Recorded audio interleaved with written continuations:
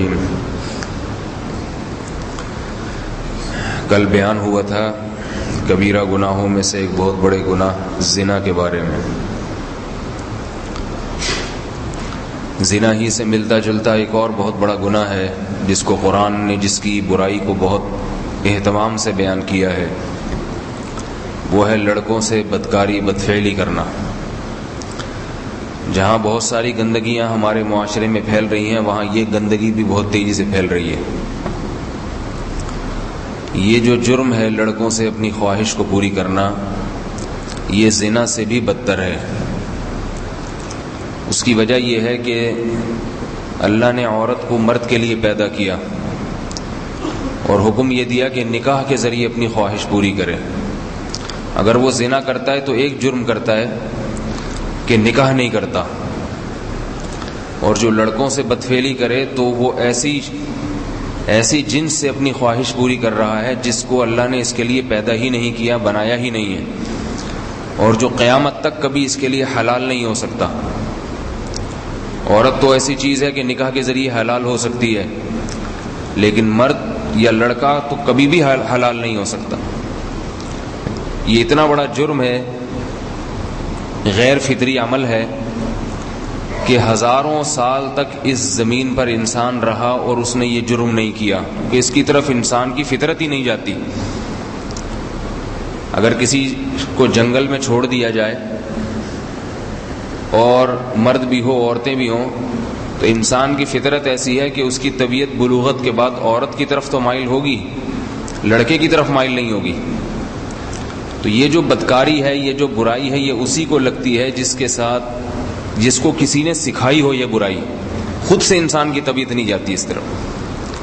اگر اسی وقت کنٹرول کرنے اپنے اوپر، صبر کر لے اور اس برائی سے بچ جائے تو اللہ پھر آئندہ بچنے کی توفیق دیتے ہیں، اور اگر شروع میں نہ بچے تو پھر اس کو اس چیز کی ایسی لت پڑتی ہے، ایسی عادت پڑتی ہے کہ فطرت میں جو ہے اس کو مزہ ختم ہو جاتا ہے، اور انہی کاموں میں پھر اس کو مزہ زیادہ آتا ہے۔ قرآن مجید نے اس کی برائی کو بہت اہتمام سے بیان کیا۔ باقاعدہ ایک پیغمبر لوط علیہ السلام کو بھیجا گیا۔ ان کی قوم یہ برائی کیا کرتی تھی، لڑکوں سے بدکاری کیا کرتی تھی، اور یہ قوم یہ جو بیماری تھی، یہ گناہ تھا، اس قوم میں بہت تیزی سے پھیل گیا تھا۔ تو قرآن مجید میں جگہ جگہ کئی مقامات پر ہے کہ لوط علیہ السلام نے اپنی قوم سے سمجھایا کہ اتذرون ما خلق لکم ربکم من ازواجکم، کہ تمہیں کیا ہو گیا کہ تم شادی نہیں کرتے، اور جو عورتیں اللہ نے تمہارے لیے بنائی ہیں ان سے اپنی خواہش کو پوری نہیں کرتے، اور ان عورتوں کو چھوڑ کر لڑکوں کے پیچھے بھاگتے ہو۔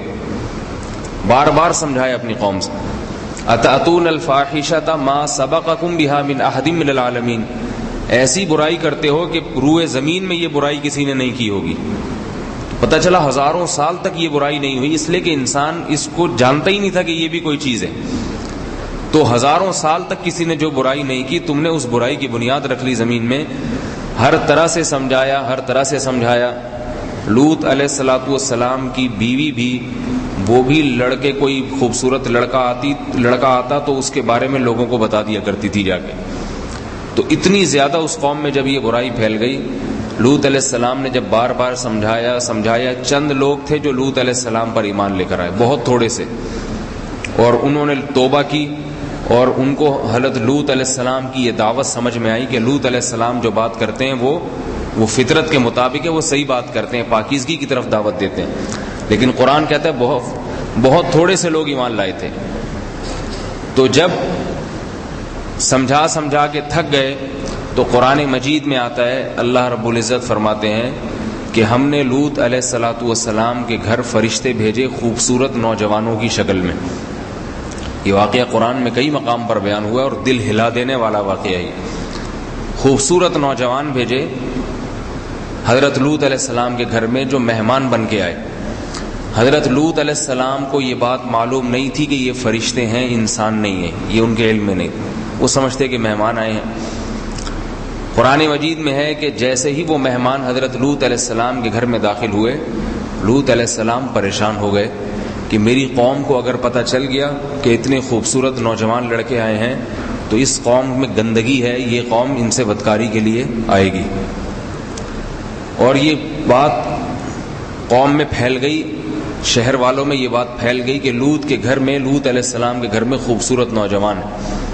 قرآن مجید میں آتا ہے وَجَاءَهُ قَوْمُهُ يُهْرَعُونَ إِلَيْهِ وَجَاءَ أَهْلُ الْمَدِينَةِ يَسْتَبْشِرُونَ، مختلف الفاظ ہیں کہ شہر والے لوگ خوشیاں مناتے ہوئے آئے کہ اتنے خوبصورت لڑکے ہیں ان کے گھر میں، ہم اپنی حرام خواہش کو پورا کریں گے، اور خوشیاں مناتے ہوئے دوڑتے ہوئے آئے اور حضرت لوط علیہ السلام کے گھر کا گھیراؤ کر لیا۔ اللہ تعالیٰ جب کسی قوم کو عذاب دینا چاہتے ہیں تو جس جرم میں وہ مبتلا ہوتی ہے اس جرم کو اس قوم کے لیے آسان بنا دیتے ہیں۔ یہ آسان بنانا اس کی علامت ہوتی ہے کہ اب اس جرم میں مبتلا کر کے ایک ہی وقت میں تمہیں پکڑیں گے تاکہ تم تسلی سے یہ جرم کر لو، پھر یہ نہ کہنا کہ ہم نے یہ غلطی کی نہیں اور اللہ نے ہمیں پکڑ لی۔ آج جو جگہ جگہ زنا طوائف خانے کھل رہے ہیں نا، یا آئس کریم پارلر کے نام پہ جگہ جگہ طوائف خانے کھل رہے ہیں، تو لوگ نوجوان طبقہ بڑا خوش ہے کہ اب کوئی کچھ بھی نہیں، کسی بھی آئس کریم پارلر میں گھس جاؤ، آئس کریم کے بہانے کسی لڑکی کو لے کے جو چاہے کرو اس کے ساتھ۔ تو یہ بات یاد رکھیں، یہ جو جگہ جگہ کھل رہے ہیں نا، یہ اس لیے کھل رہے ہیں کہ چھانٹی ہو جائے اللہ کی طرف سے، جس نے زنا کرنا ہے، گندگی کرنی ہے، وہ جائے ان میں، منہ کالے کرائے، اور پھر اللہ اس کو پکڑے گا، چھوڑے گا نہیں اللہ تعالیٰ۔ اللہ نے زنا کو، بدکاری کو اس لیے تھوڑی حرام قرار دیا ہے کہ کر لو تو بھی کچھ نہیں کروں گا میں۔ ایک جرم، ایک سزا تو بدکار آدمی کو دنیا میں ملتی ہے، وہ یہ کہ بیوی کی لذت سے، بیوی کی نعمت سے محروم ہو جاتا ہے۔ وہ اس کو ان طوائفوں میں منہ کالا کرنے میں جو مزہ آتا ہے وہ اپنی بیوی کے پاس آنے میں مزہ نہیں آتا، اور لڑکوں کے پاس جانے میں جو مزہ آتا ہے وہ بیوی کے پاس آنے میں نہیں آتا۔ یہ سب سے بڑی نحوست، یہ کوئی کم عذاب ہے جو اللہ اس کو دنیا میں دے دیتے ہیں۔ تو قرآن مجید میں ہے کہ جب وہ خوبصورت نوجوان آ کے بیٹھے لوط علیہ السلام کے پاس اور اہل شہر نے گھیراؤ کر لیا۔ اب پیغمبر جو ہے نا بہت غیرت مند ہوتے ہیں، مہمان کا اکرام کہ میرے گھر میں مہمان آئے ہیں اور ان مہمانوں کے ساتھ یہ بدتمیزی ہو تو وہ تو ظاہر ہے میزبان کی بے اکرامی ہے۔ تو لوط علیہ السلام کی جو دل کی کیفیات اور زبان کا کلام ہے اس کو قرآن نے بیان کیا۔ لوط علیہ السلام کہنے لگے لو ان لی بکم قوۃ او آوی الی رکن شدید، کبھی اپنی قوم کو کہنے لگے یا قوم ہؤلاء بناتی ہن اطہر لکم ان کنتم فاعلین ہؤلاء ضیفی فلا تفضحون، یہ میرے مہمان ہیں، خدا کے لیے مجھے ذلیل نہ کرو، مہمانوں کو چھوڑ دو، میرے مجھے ذلیل نہ کرو، فلا تفضحون میرا خیال کرو تم۔ تو قوم جواب میں کہتی ہے اولم ننہک عن العالمین، آپ کو اگر اپنے مہمانوں کا اتنا خیال ہے، اپنی عزت کا اتنا خیال ہے کہ مہمان کے ذلیل ہونے سے آپ کی رسوائی ہوگی، تو آپ کو ان مہمانوں کو گھر میں رکھنا ہی نہیں چاہیے تھا۔ جب آپ کو پتہ ہے کہ ہماری یہ فطرت ہے، ہم خوبصورت لڑکوں کو تلاش کرتے ہیں، تو آپ نے ایسے مہمانوں کو گھر میں ٹھکانہ کیوں دیا؟ پھر لوط علیہ السلام نے کہا ہؤلاء بناتی ہن اطہر لکم، کہ بھئی یہ قوم کی لڑکیاں ہیں، عورتیں ہیں، میری قوم کی روحانی بیٹیاں ہیں، ان سے شادی کیوں نہیں کرتے تم؟ جس نے سے شادی کرنی ہے اس سے میں تمہاری شادی کراؤں گا، تم اپنی خواہش کو حلال طرح سے پوری کرو۔ تو وہ کہنے لگے یا لوط ما لنا فی بناتک من حق، ہمیں عورتوں میں دلچسپی نہیں ہے، ہمیں شادی میں دلچسپی بولے بھائی نہیں ہے۔ میں یہ اس لیے الفاظ دہرا رہا ہوں کہ آج بالکل وہی صورتحال ہے۔ آج کا جوان آدمی شادی نہیں کرے گا، زنا کرے گا، آئس کریم پارلروں میں لڑکیوں سے بدفعلی کرے گا اور لڑکوں سے بدکاری کرے گا، انٹرنیٹ پہ بیہودہ چیزیں دیکھ کے ہاتھ سے اپنی شہوتوں کو پورا کرے گا، سارے الٹے کام کرے گا۔ شادی کی بات کرو تو وہ کہے گا میرے پاس شادی کے پیسے نہیں ہیں، نہ میرے پاس شادی کی فرصت ہے، نہ مجھے شادی میں دلچسپی ہے، ابھی میں نے MBA کرنا ہے، ابھی میں نے یہ کرنا ہے، ابھی میں نے یوں کرنا ہے، ابھی میں نے یہ کرنا ہے۔ تو یہ وہی حرام کاریاں ہیں جو لوط علیہ السلام کی قوم کر کے آئی تھی، اور پھر اس قوم کو جو اللہ کی طرف سے عذاب کا تھپڑ لگا تھا، وہ تھپڑ میرے بھائی مجھے اور آپ کو بھی لگ سکتا ہے، اللہ ہم سب کو پناہ میں رکھے، کیونکہ ہم اللہ کے لاڈلے نہیں ہیں۔ تو قوم نے، لوط علیہ السلام نے کیا کہا؟ شادی کرو۔ تو قوم نے جواب میں کیا کہا کہ ما لنا فی بناتک من حق، شادی میں ہمیں دلچسپی، شادی تو ایک ٹینشن ہے، پھٹی کے پالو ساری زندگی کی بیوی بچوں کی، ہمیں اس میں دلچسپی نہیں ہے۔ پھر لوط علیہ السلام نے ان کو سمجھایا، تو وہ قوم جب باز نہیں آئی تو لوط علیہ السلام کہنے لگے لو ان لی بکم قوۃ، پہلے کہنے لگا ھذا یوم عصیب، آج کا دن مجھ پہ پہاڑ جیسا سخت ہے، پوری زندگی میں میرے لیے ایسا دن اب دیکھیں اللہ بھی لوط علیہ السلام کو بے چین کر رہے ہیں، تھوڑا سا پریشان ہونے دو، بتا نہیں رہے اللہ تعالیٰ اور فرشتے بتا نہیں رہے کہ آپ پریشان نہ ہو، تھوڑا پریشان کر رہے ہیں کہ ہونے دو، اور ان کو تھوڑا خوش ہونے دو، پیغمبر کو تھوڑا پریشان ہونے دو، اور یہ جو قوم بدکار ہے اس کو تھوڑا خوش ہونے دو، تاکہ یہ کیفیات جب میں قرآن میں قیامت تک کے لیے بیان کروں گا تو پھر اس سے لوگوں کو یہ سبق ملے گا کہ دیندار لوگ بھی پریشان ہوتے ہیں وقتی طور پر، بعد میں خوشی ہوتی ہے، اور خدا کے نافرمان کی جو خوشی ہے وہ وقتی ہے، حقیقت میں اس کا انجام برا ہوتا ہے۔ تو لوط علیہ السلام نے یہ کہا ھذا یوم عصیب، آج کا دن مجھ پہ بڑا ہی سخت ہے، پوری زندگی میں اتنا پریشان کن دن میرے لیے نہیں آیا۔ پھر قوم کو سمجھایا، پھر قوم کہنے لگی کہ آپ کو پتہ ہے ہمیں عورتوں میں دلچسپی نہیں ہے، ہم یہ کام کر کے چھوڑیں گے۔ تو اب کمزور پیغمبر ہے، کوئی ساتھ دینے والا نہیں، تھوڑے سے لوگ جو ایمان لانے والے۔ تو لوط علیہ السلام جواب میں کہتے ہیں لو ان لی بکم قوتن، کاش میرے بازوؤں میں طاقت ہوتی، میں تم سے لڑ سکتا، اتنے لوگوں سے اکیلا کیسے لڑے گا، کاش میرے بازوؤں میں طاقت ہوتی، او آوی الی رکن شدید، یا میرا اتنا مضبوط قبیلہ ہوتا جس کو لا کے میں لڑتا تم سے۔ نہ میرے ساتھ دینے والے اتنے ہیں اور نہ میرے بازوؤں میں اتنی طاقت، میں کیسے تم سے دفاع کروں۔ جب لوط علیہ السلام کی اس قسم پرسی کو فرشتوں نے دیکھا ہے کہ بھئی یہ تو بالکل ہاتھ بند گئے ان کے اور پریشان کھڑے ہیں، تو وہ لوط علیہ السلام سے کہنے لگے یا لوط انا رسول ربک، اے لوط ہم لڑکے نہیں ہیں، ہم تیرے رب کے بھیجے ہوئے فرشتے ہیں۔ اور پہلی تسلی دی لن یصلوا الیک، یہ آپ تک پہنچ ہی نہیں سکتے، ہم تک کا تو تذکرہ ہی نہیں کیا، اس لیے کہ ہم تو فرشتے ہیں، ہمارا کیا بگاڑیں گے، یہ آپ تک بھی نہیں پہنچ سکتے۔ کیا مطلب کہ آپ جو ہمارے راہ میں کھڑے ہوئے ہیں نا، تو پہلے آپ تک پہنچیں گے پھر ہم تک آئیں گے نا، تو یہ آپ تک نہیں پہنچ سکتے۔ پھر کرنا کیا ہے، اسری باہلک بقطع من اللیل، یہ جو انہوں نے چاروں طرف سے گھر کا گھیراؤ کیا ہوا ہے، ان کی آنکھوں میں دھول ہم جھونکیں گے، آپ یہاں سے نکل جائیں اس گھیرے کے اندر سے، آپ کو یہ نظر، یہ آپ کو دیکھ نہیں سکتے، اور آپ یہاں سے نکل جائیں۔ اور راتوں رات کا وقت تھا جب یہ کاروائی ہو رہی تھی، راتوں رات آپ کے ساتھ جو لوگ ایمان لائے ہیں، جنہوں نے توبہ کی ہے اس جرم سے، اس گناہ سے، توبہ کتنی بہترین چیز ہے دیکھو، جس نے ماضی میں کر لیا، لیکن جب پیغمبر نے دعوت دی توبہ کر لی، تو بتایا جا رہا ہے کہ جنہوں نے توبہ کر لی ان کو بھی اپنے ساتھ لے جائیں، پچھلے کو نہیں اللہ دیکھے گا، توبہ کر لی۔ تو جو توبہ کرنے والے اور جو ایمان لانے والے آپ کے ساتھ ہیں، ان کو رات کے تھوڑے سے حصے میں لے کے شہر سے باہر نکل جائیں۔ لوط علیہ السلام اتنا پریشان تھے، کہنے لگے کہ اس قوم پر عذاب کب آئے گا؟ انہوں نے کہا صبح کے وقت، صبح صادق جب ہوگی نا، سحری کا وقت، تو ہم نے اللہ نے فرمایا کہ اے لوط ہم نے اس قوم کو برباد کرنے کا ارادہ کر لیا ہے۔ لوط علیہ السلام اتنا پریشان کہ صبح صادق میں تو بہت ٹائم ہے، تو فرمایا کہ نہیں، الیس الصبح بقریب، صبح صادق بہت قریب ہے۔ اور یہ بھی بتا دیا کہ آپ کی بیوی آپ کے ساتھ جائے گی، لیکن وہ عذاب میں ہلاک ہوگی، وہ بچے گی نہیں، کیونکہ وہ مخبریاں کرتی تھی۔ تو اب لوط علیہ السلام رات جب نکلے ہیں، ان کے منہ پہ دھول جھونک دی گئی، ان کو نظر نہیں آیا لوط علیہ السلام کا نکلنا۔ راتوں رات لوط علیہ السلام نے لوگوں کو گھروں سے جا کے اٹھایا، جو ایمان لانے والے تھے، توبہ کرنے والے، ان کو لے کے شہر سے باہر نکلے، اور فرشتوں نے ان سے کہا کہ پیچھے مڑ کے کوئی نہ دیکھے جب اس قوم پہ عذاب آئے گا، جس نے پیچھے مڑ کے دیکھا وہ اس عذاب میں ہلاک ہوگا۔ اور یہ بتا دیا کہ الا امرأتک، کہ آپ کی بیوی پیچھے مڑ کے دیکھے گی، کیونکہ اس کو یقین نہیں ہے عذاب پر، وہ بھی شبے میں، پتہ نہیں پیغمبر نے کہا ہے عذاب آئے گا نہیں آئے گا، جس کو شبہ ہوتا ہے وہ تو مڑ مڑ کے دیکھتا ہے نا، یہ دیکھے گی اور اس پر بھی پتھر آ کے لگے گا۔ تو جیسے ہی لوط علیہ السلام بستی سے باہر نکلے، وہ فرشتے گھر میں موجود اور چاروں طرف سے گھیراؤ ہے اور خوشیوں سے بغلے بجا رہے ہیں۔ تو اللہ فرماتے ہیں فجعلنا عالیہا سافلہا وامطرنا علیہم حجارۃ من سجیل منضود، ہم نے آسمان سے پتھروں کی بارش برسائی ہے اس قوم پورے شہر پہ، اور جعلنا عالیہا سافلہا، ہم نے زمین کے اوپر کے حصے کو الٹا کر دیا، الٹ دیا پوری زمین۔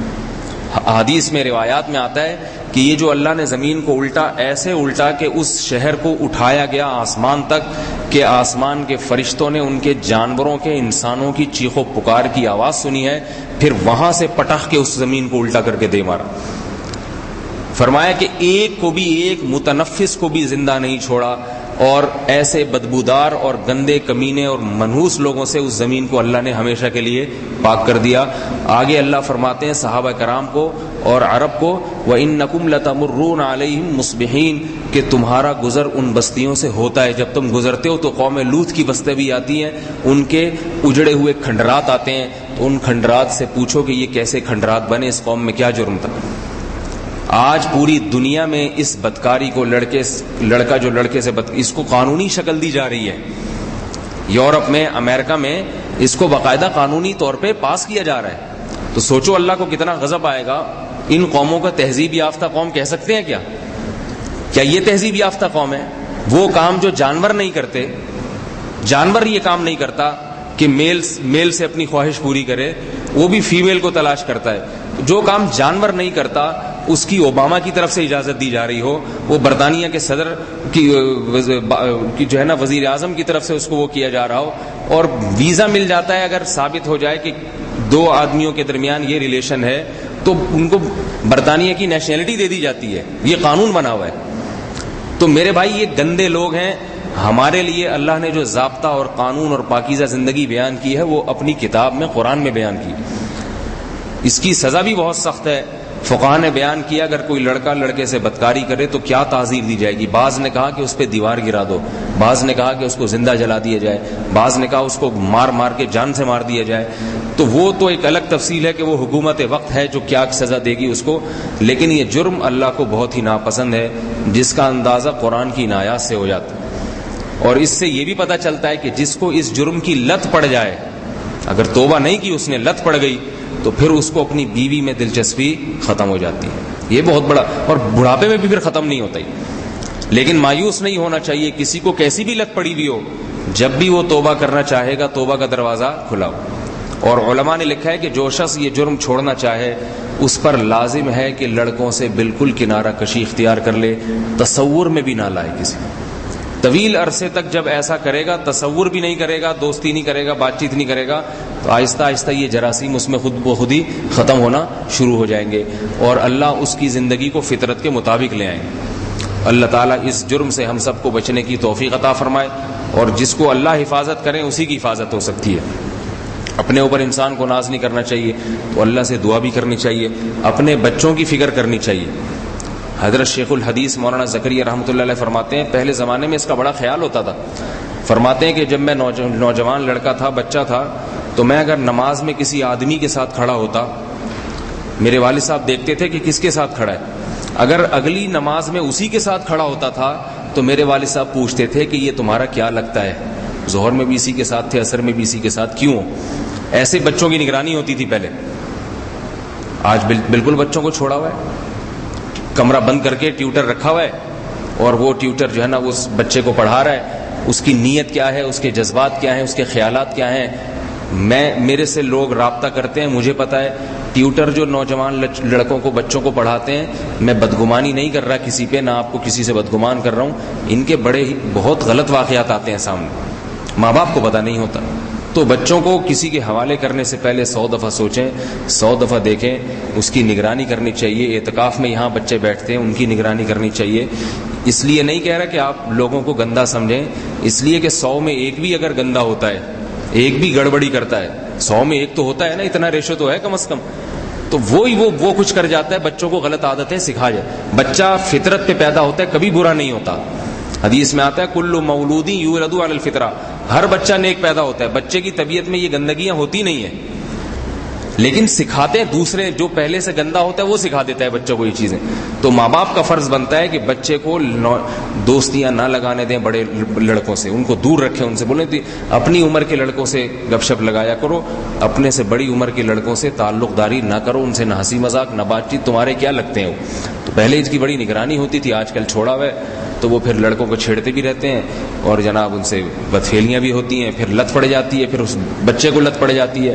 پھر ایسی جو شادی شدہ زندگی ہے ان لوگوں کی بڑی خراب گزرتی ہے. خواتین کے ہمارے پاس فون آتے ہیں کہ شوہروں سے پریشان ہیں کہ ایسے ایسی حرکتیں شوہر کرتے ہیں. اب وہ بیچاری طلاق بھی نہیں لے سکتی. آپ کو پتہ ہے طلاق یافتہ کا ہمارے معاشرے میں کیا حشر ہوتا ہے. تو یہ ساری زندگی کے لیے پھر وبال جان بن جاتا ہے. اور اس کی آخرت میں جو سزا ہے وہ تو اللہ نے بیان کر دی ہے, جہنم کی آگ ہے. دنیا میں بچ سکتا ہے انسان, آخرت میں تو نہیں بچ سکتا.